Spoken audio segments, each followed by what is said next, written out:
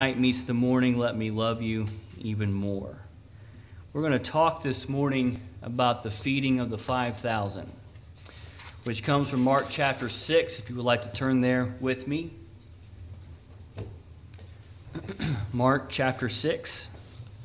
We are continuing on in our story of Mark, and this is, as I said before, this is really part 2 in my mind of a long story. Part 1 was the banquet that King Herod had for all of his guests on his birthday, which ended in death, ended in John the Baptist being beheaded, his head put on a platter. And that was the first banquet, a banquet for the grave. But this next one is a banquet that we find in the desert, one in which Jesus gives. And I would like to notice it with you this morning. Beginning in verse 30, Mark 6 and verse 30. The apostles returned to Jesus and told him all that they had done and taught. And he said to them, "Come away by yourselves to a desolate place and rest a while." For many were coming and going, and they had no leisure even to eat. And they went away in the boat to a desolate place by themselves. Now many saw them going and recognized them, and they ran there on foot from all the towns and got there ahead of them.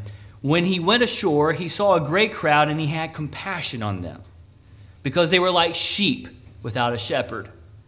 And he began to teach them many things. And when it grew late, his disciples came to him and said, "This is a desolate place, and the hour is now late.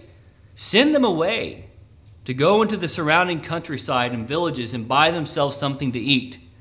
But he answered them, "You give them something to eat." And they said to him, "Shall we go and buy 200 denarii worth of bread and give it to them to eat?" And he said to them, "Well, how many loaves do you have? Go and see." And when they had found out, they said, 5 and 2 fish. Then he commanded them all to sit down in groups on the green grass. So they sat down in groups by hundreds and by 50s. And taking the 5 loaves and the 2 fish, he looked up to heaven and said a blessing and broke the loaves and gave them to the disciples to set before the people. And he divided the 2 fish among them all, and they all ate and were satisfied, and they took up 12 baskets full of broken pieces of the fish. And those who ate the loaves were 5,000 men. Has been the case throughout Mark's narrative of Jesus. The crowds come in masses to see him. Doesn't matter where he is, they're coming to listen, they're coming to hear him teach, they're coming to be healed by him. And this story here in Mark 6 is no different. The disciples have made their way back. Remember, right before the story of Herod, they had gone out 2 by 2 to go through the ministry work that Jesus had given them to do. So they come back and they report to him what's happened. And as you can imagine, they're utterly exhausted by this. Jesus, I would imagine, was also perhaps pretty exhausted as well. And he wants to reward them for their work by taking them to this desolate place so that they can rest and have some time with him alone. The Greek word here for the wilderness or desolate place can mean uninhabited wilderness. So I would imagine we should be thinking in terms of the Israelites when they had left Egypt and crossed over the Red Sea. They were in the wilderness, wandering. This is a place like that. Maybe it's not the place that you and I would suggest for a place to rest, but that's nonetheless where Jesus leads the 12 disciples. And 5,000 plus men look up and they catch Jesus and his disciples heading to that place. And you just imagine, I guess there were 10,000 people at that concert last night in Kroger Field, something like that. I've heard it was a massive crowd. Could you imagine just half of that seeing and just flocking to where Jesus is going? It would be an incredible sight. And Jesus looks up at them, and it says that he is filled with compassion because they are sheep without a shepherd. And I would just suggest for us that I think that says something right away about the spiritual place of these people. Mark is commenting the fact that these are sheep, these are people in spiritual decay. They have no leader. If you want to see who their leader was, just look the story before in part 1. That's your king right now.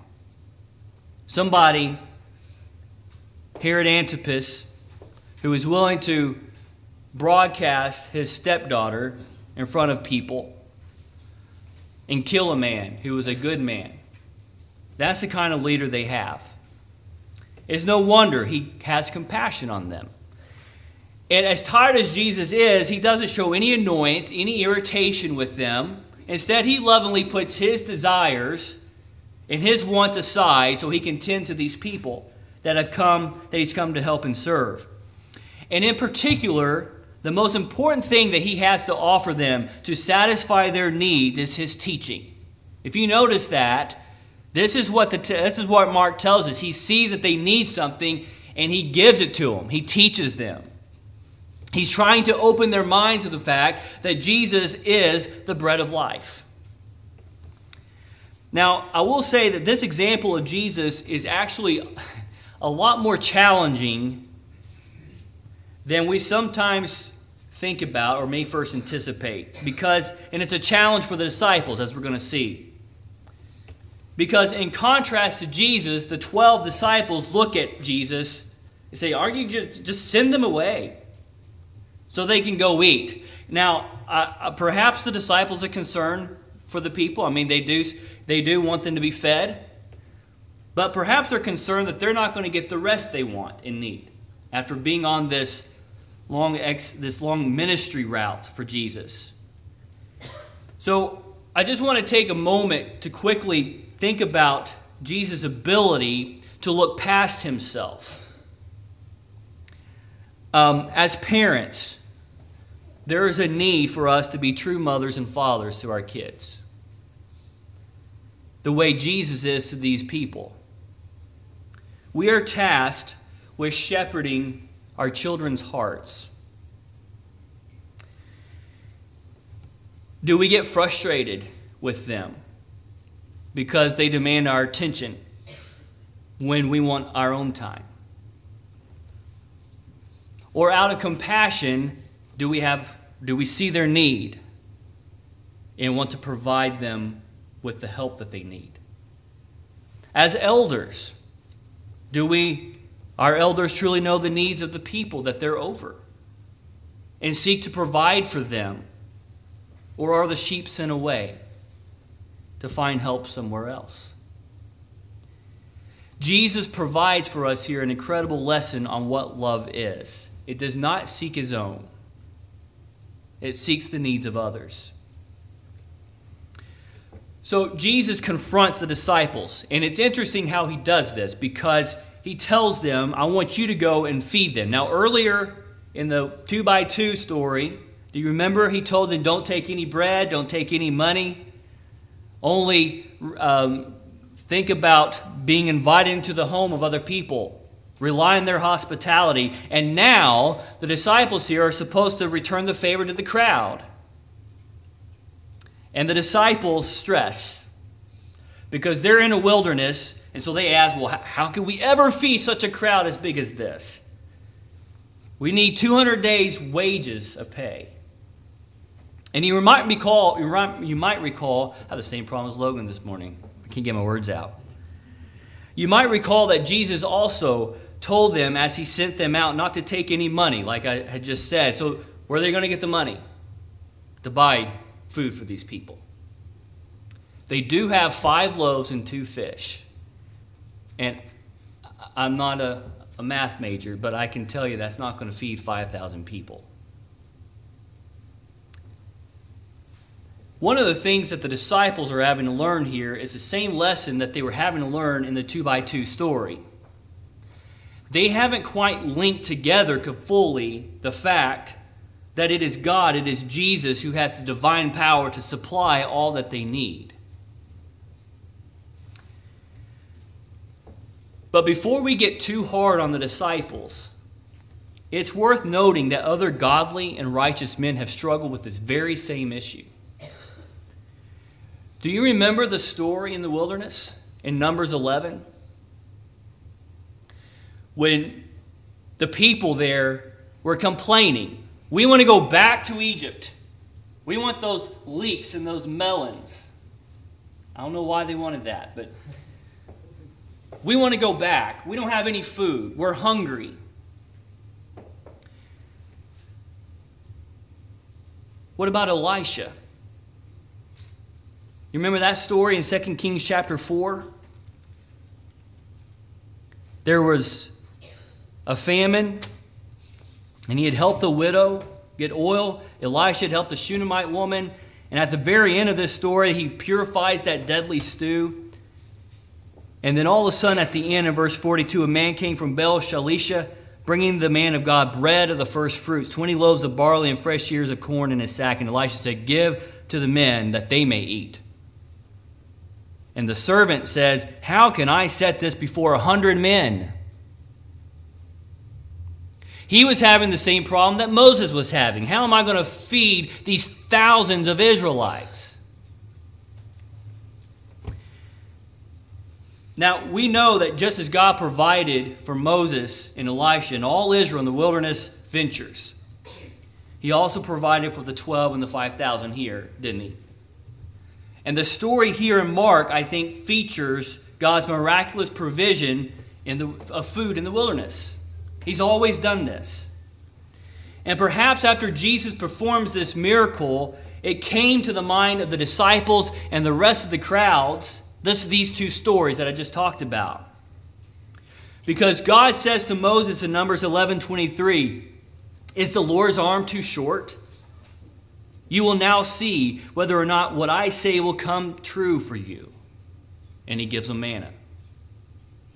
Or maybe they recall God's response to Elisha and his servant in 2 Kings 4:43. The Lord says they will eat and have some left over.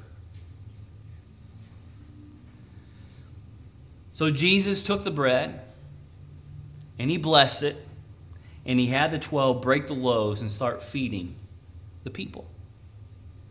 And they had leftover. Jesus is not a Moses. He is greater than Moses. He's not an Elisha. He's far greater. It wasn't Moses who fed the people. It was God who did that. And Jesus leads these people into the wilderness, and he feeds them too. And the purpose of all of this was to give them a place to rest. And whatever desert you're walking through, we've said this before, that's where God meets us most of the time, is in our deserts. But whatever desert you're walking through right now, you do not need to stress, you do not need to fear. You will get through it because Jesus is the answer to that. He will provide for your needs. Now, Jesus isn't all just the fulfillment of Moses and the old law. He's also the fulfillment of the Psalms. And we have talked about this before, but I want to bring it up again. This is a fulfillment, I believe, of Psalm 23. And if you'll just notice a few things with me from that psalm and how they link to this story. When Jesus sees the crowds, he saw them like sheep without a shepherd, which reflects the first line of Psalm 23, "The Lord is my shepherd." Jesus is my shepherd. And shepherds have many tasks, but one of the primary goals is to guide the sheep to water and to food. And he fed them so that they would not be in want. "The Lord is my shepherd, I shall not want." But he also makes the people lie down in green grass. And you're thinking just a moment, well, wait just a minute. I mean, how is that? Palestine didn't have green grass in these areas. It was a true wilderness desert. And somehow, Mark comments for us in that story in Mark 6 that he found a patch of green grass and he let 5,000 people lay down or sit down on that green grass.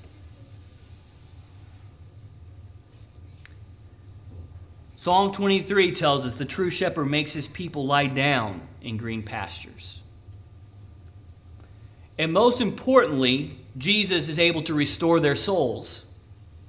And he guides them in paths of righteousness by teaching them.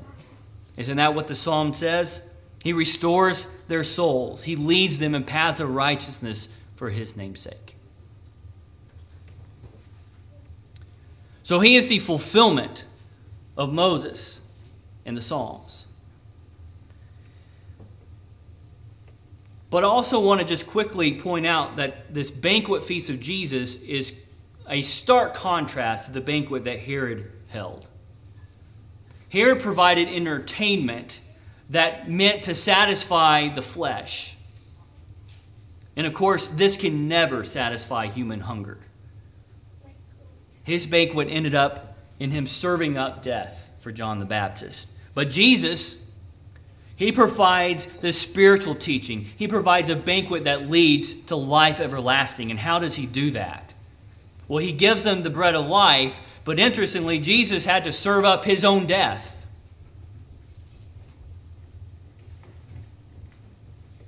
The true shepherd gives up his life for the sheep so that we can enjoy the feast of the King.